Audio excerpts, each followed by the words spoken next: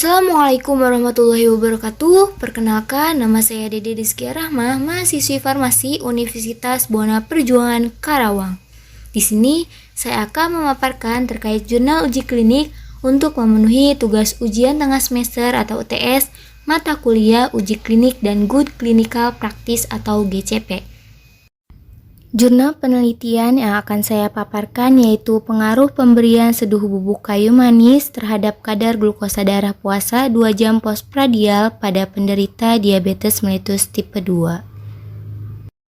Pendahuluan, diabetes mellitus sebagai salah satu penyakit dalam kelompok sindroma metabolik mengalami peningkatan prevalensi yang sangat tajam.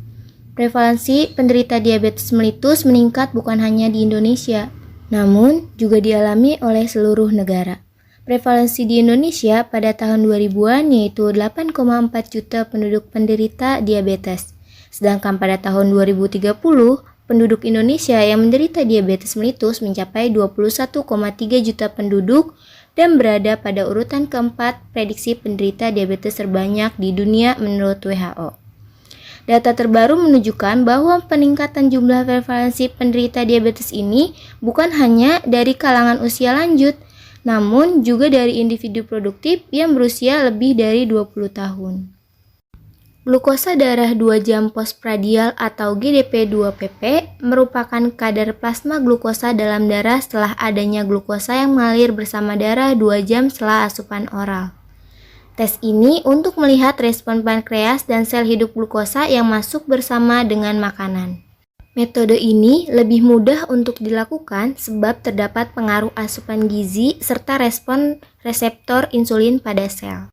Selanjutnya yaitu penata laksanaan DM yang meliputi modifikasi gaya hidup dan medikamentosa.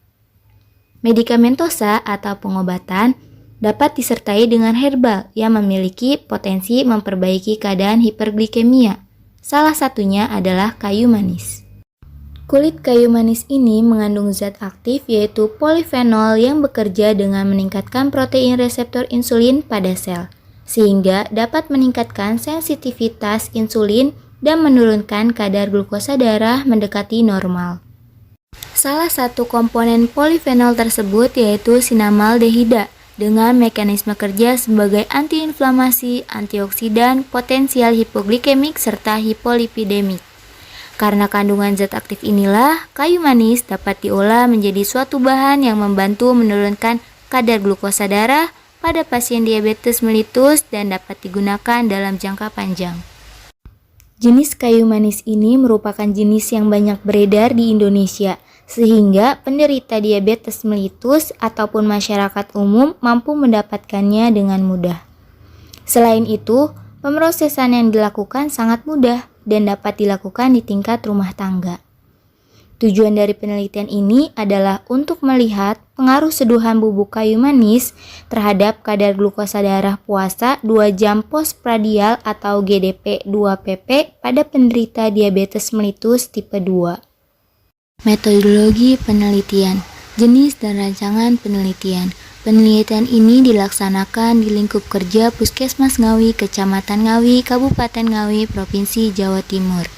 Pengambilan data dilakukan selama 2 bulan, mulai Maret hingga April 2016. Ruang lingkup pada penelitian ini adalah gizi medik. Penelitian ini merupakan penelitian dengan desain eksperimen pre-post-test control design. Perlakuan yang diberikan adalah pemberian seduhan bubuk kayu manis pada penderita diabetes mellitus tipe 2. Populasi penelitian. Populasi target pada penelitian ini adalah penderita diabetes mellitus dengan usia 40 hingga 65 tahun. Sedangkan populasi terjangkau adalah penderita diabetes mellitus rawat jalan pada wilayah kerja Puskesmas Ngawi, Kecamatan Ngawi, Provinsi Jawa Timur dengan kadar GD2-PP lebih dari 126 mg per dl. Selanjutnya, subjek dibagi menjadi 3 kelompok dengan 2 kelompok merupakan kelompok perlakuan dan 1 kelompok merupakan kelompok kontrol. 2 kelompok perlakuan ini diberikan kayu manis sebanyak 8 gram dan 10 gram yang dikonsumsi 2 kali sehari pada pukul 7.30 sampai 9 atau sesaat sesudah sarapan dan 18.30 sampai 20.00 atau sesaat sudah makan malam selama 14 hari. Sedangkan pada kelompok kontrol tidak diberikan seduhan bubuk kayu manis.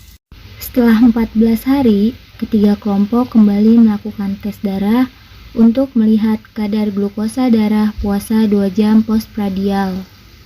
Pengambilan darah dilakukan oleh petugas laboratorium puskesmas dengan metode pengambilan darah pada vena siku dalam tangan subjek sebanyak 3-5 mili. Kemudian dianalisa secara langsung dengan menggunakan mesin analisis darah. Variabel penelitian. Ada 3 variabel. Yang pertama, variabel bebas, yaitu pemberian seduhan bubuk kayu manis dalam dosis 8 dan 10 gram. Yang kedua, variabel tergantung adalah kadar GDP2PP, serta yang ketiga, variabel perancu adalah asupan zat gizi dan obat. Prosedur penelitian.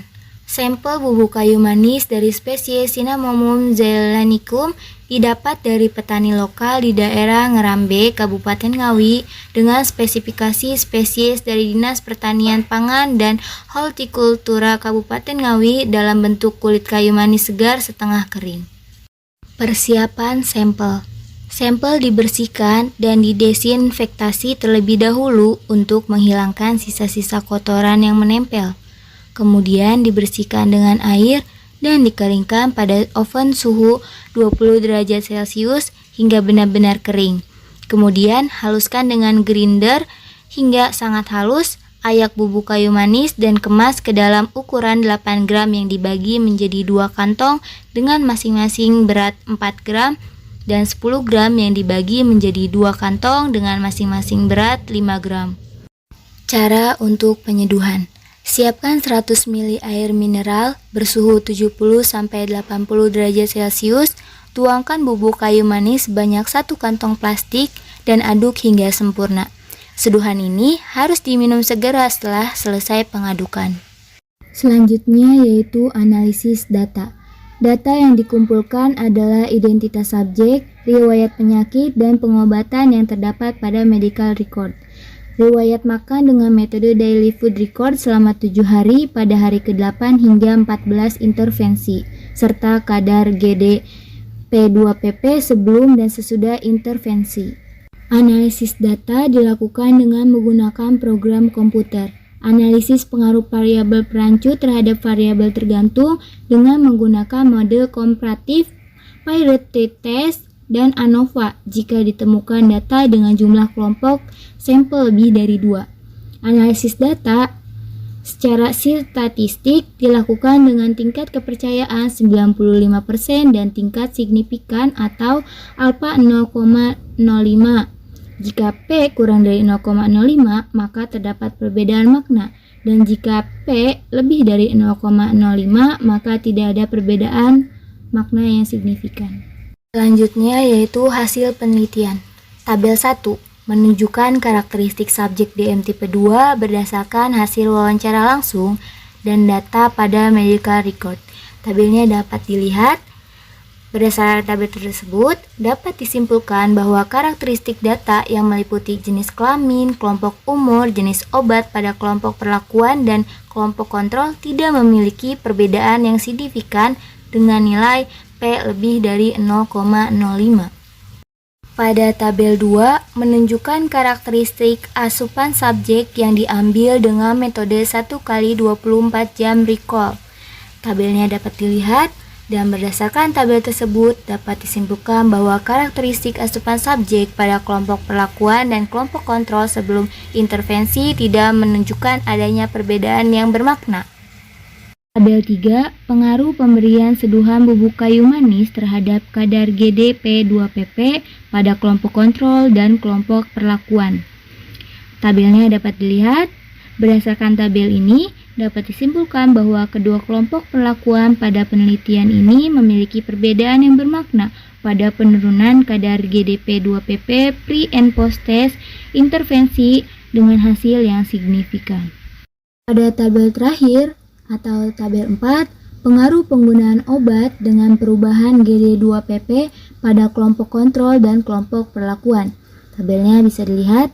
Berdasarkan tabel 4 ini, terdapat efek penggunaan obat golongan glibenclamid yang dikombinasi metformin pada kelompok 8 gram maupun kelompok 10 gram dengan nilai P 0,001. Tidak terdapat pengaruh penggunaan obat kedua golongan pada kelompok kontrol.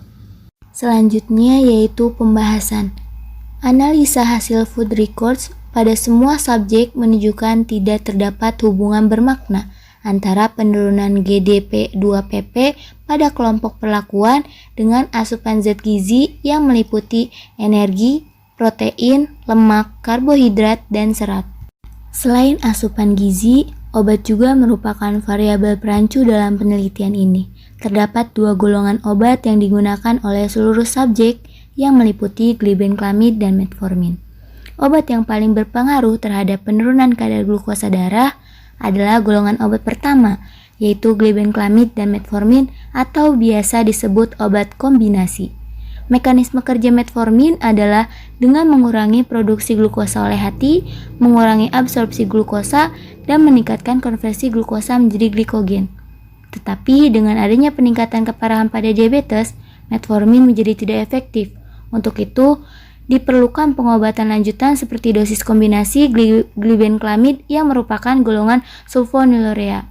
Pada periode waktu paruh, obat ini sudah dapat bekerja optimal dengan efek sebagai agen hipoglikemia. Penggunaan obat ini mampu menurunkan glukosa puasa mencapai 60-70 mg per dl. Dosis kombinasi ini menjadi efektif dengan adanya interaksi bersama dengan kandungan sinamaldehid yang merupakan sulfonylurea alami sekaligus komponen utama pada kayu manis. Dengan adanya perbedaan signifikan atau bermakna, GDP-2PP pada kedua kelompok perlakuan disebabkan oleh kandungan polifenol yang tinggi pada kayu manis, yaitu diantaranya adalah sinamaldehid dan asam sinamat.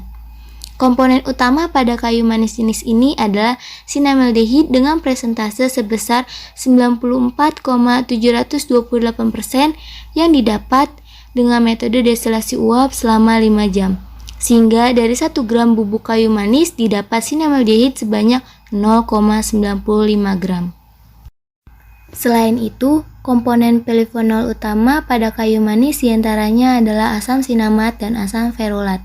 Keduanya memiliki residu M-hidroksi dan P-metoksi pada struktur cincin fenol, yang memiliki aktivitas signifikan terhadap fungsi pankreas pada konsentrasi 1 mikrometer.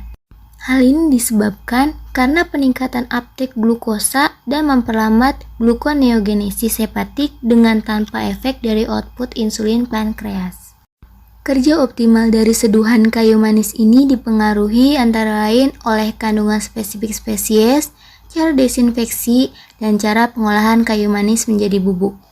Pengolahan yang tidak melibatkan bahan kimia dengan proses sederhana, serta pemanasan dalam waktu kurang lebih 30 menit dalam suhu 200 derajat Celcius yang tidak merusak kandungan komponen polifenol spesifik dalam kayu manis. Yang terakhir yaitu kesimpulan. Jadi dapat disimpulkan bahwa seduhan bubuk kayu manis ini dapat menurunkan kadar GDP-2PP pada penderita diabetes mellitus dengan hasil yang signifikan. Aktivitas polifenol yang terkandung dalam bubuk kayu manis ini dapat menurunkan glukosa darah secara efektif dalam dosis 8 maupun 10 gram. Tetapi untuk mendapatkan kontrol glukosa yang lebih baik, tetap diperlukan konsumsi obat medis. Pengobatan dengan dosis yang tepat disertai dengan asupan kayu manis dalam dosis yang optimal akan menyebabkan penurunan pada kadar GDP-2PP tanpa menyebabkan hipoglikemia. Sekian pemaparan dari saya, kurang lebihnya mohon maaf. Terima kasih. Wassalamualaikum warahmatullahi wabarakatuh.